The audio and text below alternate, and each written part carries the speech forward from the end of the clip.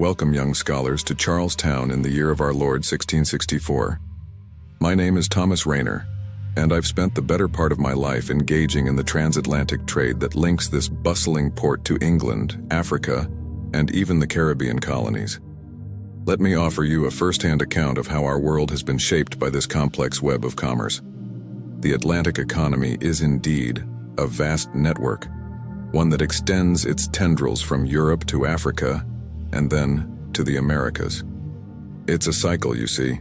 Europe, hungry for the riches of the New World, provides manufactured goods and weaponry.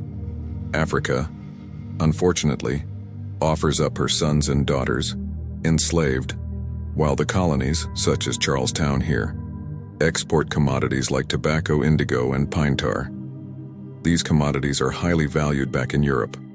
They drive our economy and fuel the colony's growth. But I should not gloss over the horror of human bondage.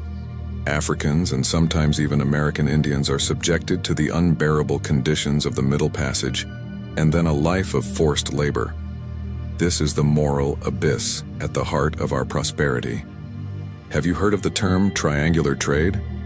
It's rather a simplified way of looking at things, but useful for understanding the basic flow.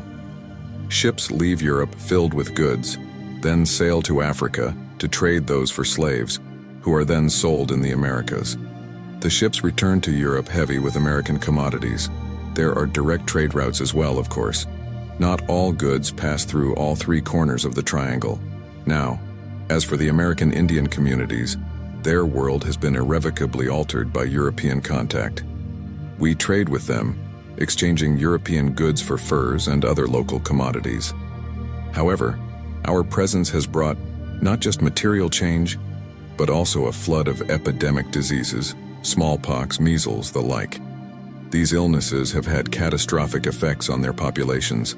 Many tribes have been decimated, leading to a profound shift in the balance of power amongst native groups.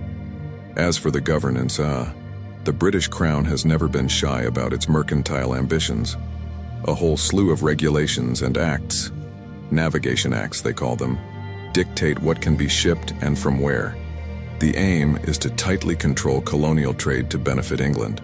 On paper, we are incorporated into a coherent, hierarchical, and imperial structure to serve these mercantile goals. However, let me tell you, not all goes as planned. Enforcement can be, shall we say, erratic.